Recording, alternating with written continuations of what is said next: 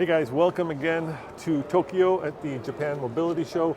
And Tommy, who's behind the camera. Hey guys. We're going to do another series of our Forbidden Fruits. And this time we're in the Daihatsu booth. And I got to say, Tommy, I don't know a lot about Daihatsu, but we're going to take a little walk through and show you some cool things. Apparently the company started with a motorcycle back in 1931. It looks like a little delivery motorcycle. Well, the company has a long history of building commercial vehicles. This is probably one of their most famous, the Daihatsu Midget, which was sold over many generations, but this is a three-wheeled commercial vehicle, kind of like the Piaggio Ape, but now they have a whole wide range of small and larger vehicles that meet a whole bunch of cool needs in Japan. Yeah, so we're here because they just unveiled a new concept for the Copen.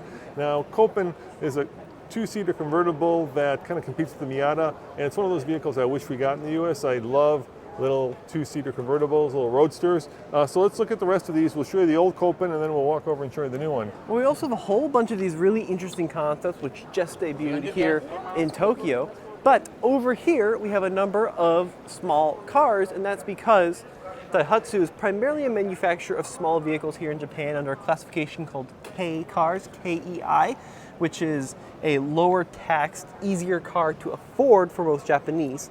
And here we've got a 1980 Daihatsu called the Miura. Now, they did sell Daihatsu very briefly in the US, if you recall. They did, yeah.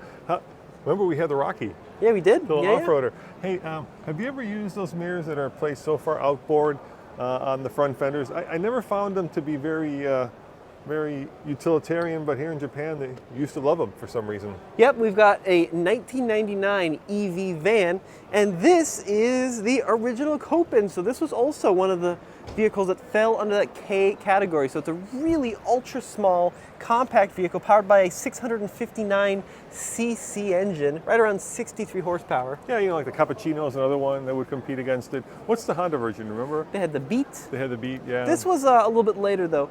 But let's check out the future of Daihatsu and where they are going. And we've got a whole bunch of really cool little delivery vans and sports cars. Let's look at this little guy over here. This is really cute, huh? So this is called the Osanpo, I believe. And this is a very small, I do believe, fully electric vehicle that Daihatsu just debuted here in Japan. And what's cool about this is it's kind of a futuristic, small-looking little sports car. And here, I'll pan up, and you can kind of see that interior. You see that?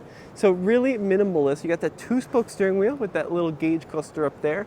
You've got a see-through glove box and no infotainment whatsoever. This is kind of the ultimate bare bones in utility sports car. Yeah, I don't think, is this a concept? Must be, because I don't see a roof on it, nor do I see a way to attach a roof. No, I think it definitely is a concept, Dad. Yeah, for sure. But it's really cool. It's kind of a high-riding, small little off-road buggy vehicle, and there's a good chance that Daihatsu would put something like this into production because they do build some pretty radical vehicles. Up front, we've got these daytime running light fog lamps with the little main beams there, independent suspension with the bright green springs poking through there. You know, if they put this into production, this would be so unbelievably cool. You want to kind of go around and show them the instrument cluster, which seems to be basically the size of an iPhone. Yeah, I just showed them. Look, here, I'll zoom in. See that? Yeah. Boop, just a little guy. Yeah, little guy. It's kind of cute. We really don't need these huge instrument clusters now that are very popular, Tommy. No, I love it. I think this would be really cool. And let's take a walk over here. Yep. Because look at some of the future of Daihatsu mobility vans. So once again, falling under that K category, we've got this little uniform truck, which is just the coolest little thing. And as we come along the side here, you can see that this one is being showcased as a food delivery vehicle, or maybe a little farmer's market pop top, canvas pop top. Very futuristic, almost very Hyundai-like, right, with the little pixel designs. Yeah, and then next to it is the van version of it.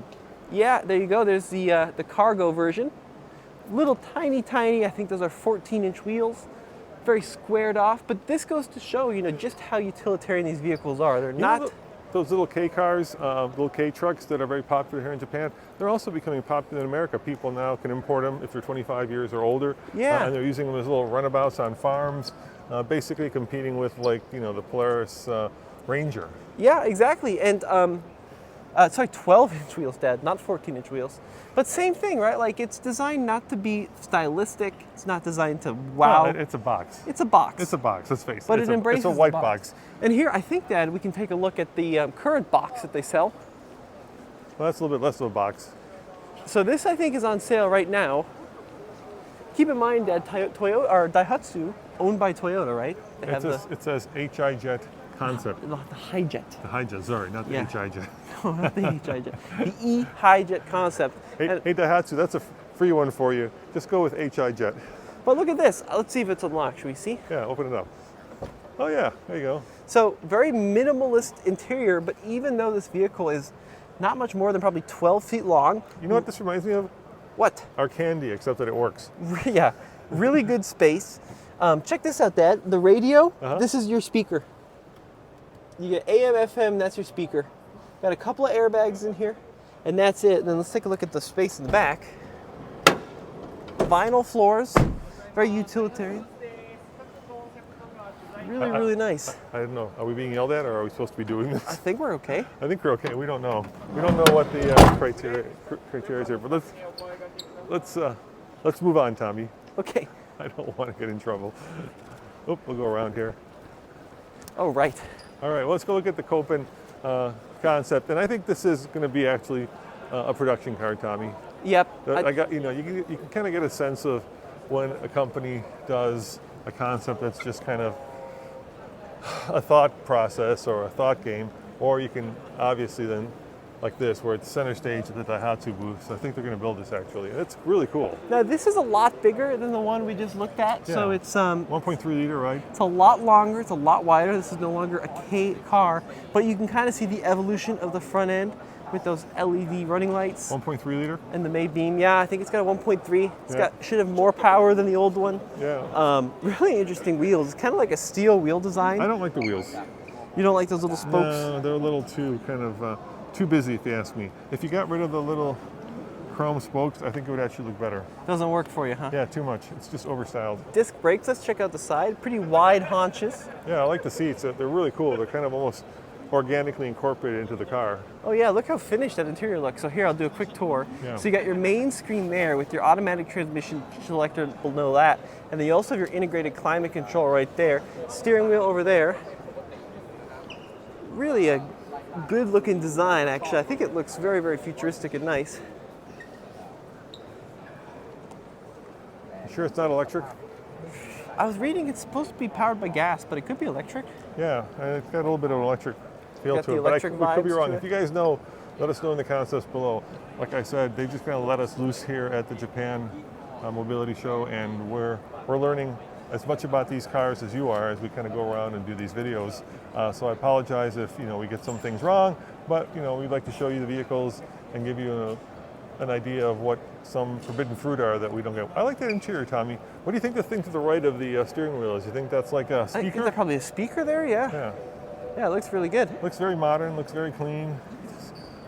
Look, even like little pull cords. Yeah, for for the- lightness on The doors. the doors. Yeah. I really, though, the highlight, oops, excuse me, the highlight has got to be Oh, you this like little this guy better? I think he's just fantastic.